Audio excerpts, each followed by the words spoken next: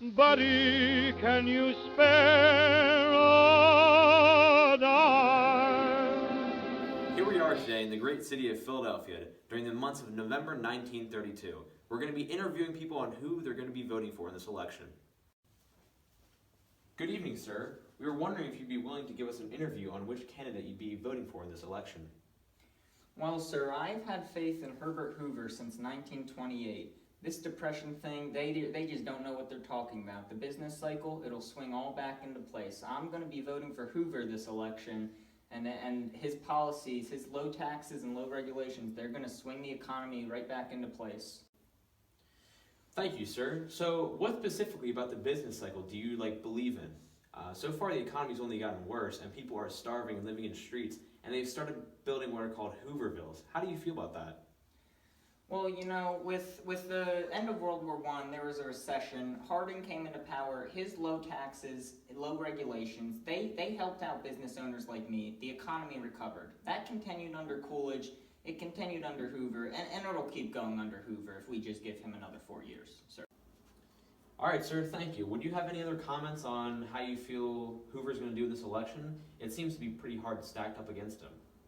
Well, I just think he's got this in the bag. Nothing more than that. It's a Hoover victory. Easy peasy. All right, sir. Well, that's all the time we have for today. Thank you very much.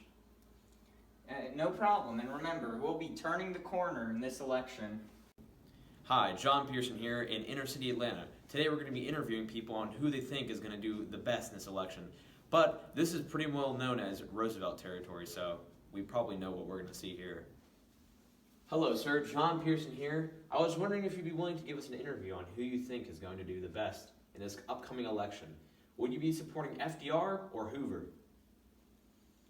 Well, sir, I've been a lifelong Democrat my whole life. Voted for Cox in 20, voted for Davis in 24, didn't vote for Smith in 28, he's a Catholic. But I'm voting for FDR in this election. I think it's pretty clear-cut FDR victory here. The economy's going bad. Hoover's dang old Westerner, man, he's out of touch.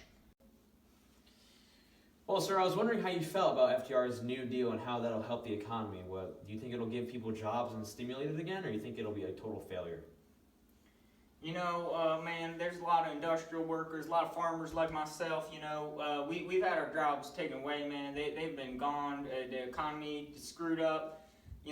This New Deal program, it'll bring the economy back, man. It'll help a lot of us out. Farming back up again. I'm going to be able to eat for once in my life. It's a good program. It's a New Deal, all right. Thank you very much, sir. That might be all the time we have for this interview today, but I appreciate your opinion on who you think is going to win the new election. Thank you very much. You're welcome, sir. Just remember, vote for FDR this election. That Hoover, he screwed up the economy. The economy was good before him. Yeah, he comes in, he's gone. Vote FDR, man. All right.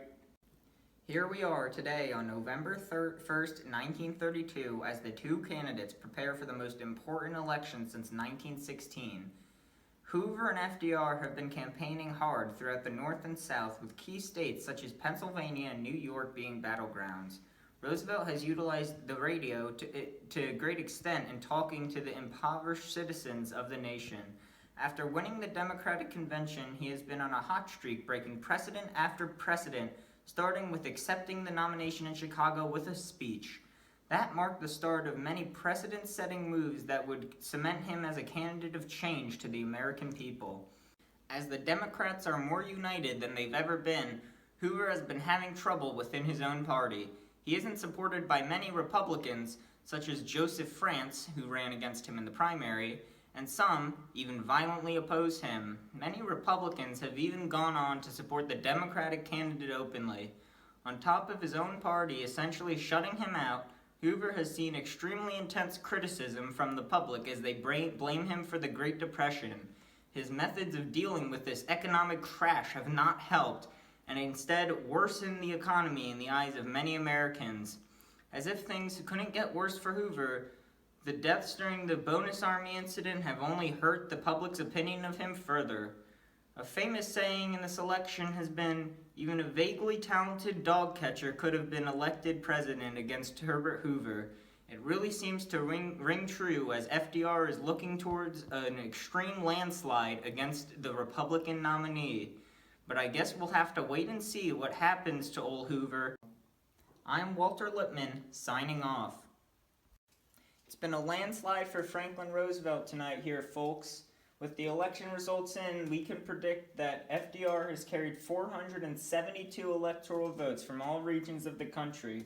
Herbert Hoover only maintained the lead in New England, a Republican stronghold, but FDR has made strong inroads into that area of the country with this election. West of the Mississippi had little pockets of Hoover, however, specifically in Utah, but FDR still claimed each of these states with a large margin. East of the Mississippi, though, as another story. FDR obviously overperformed in the strongly Democratic South, but as previously mentioned, Hoover kept New England in the Republican fold, while also keeping Pennsylvania and Delaware. In terms of the popular vote, FDR carried 57%, with Herbert Hoover not even breaking 40%. Other candidates, such as the Socialist and Communist parties, carried a mere 3% of the vote, no doubt spurred by the radicalization brought on by the Great Depression. This concludes my segment. Thanks for listening, folks, and good luck to the president-elect. Gotcha. You're good, sir. You can walk normally as usual. There you go, sir. The American people will not be ignored. They have made their decision, and we will do everything in our power to end the Great Depression. Man, I was sure I had that in the bag. I don't know how I lost. The economy's doing fine. People are doing their own thing. Everyone's working for themselves. Yes, sir. I don't know. They must have cheated, sir. That's the only way they could have won that one. Don't worry. When they see how bad government is and they see how corrupt this FDR fellow is, they'll come crawling back to me and they'll beg me for help. And then I will help the American people and I'll get this economy back on its feet. Oh yeah, I'm sure, sir. 1936 is gonna be your year. I'm glad you believe me.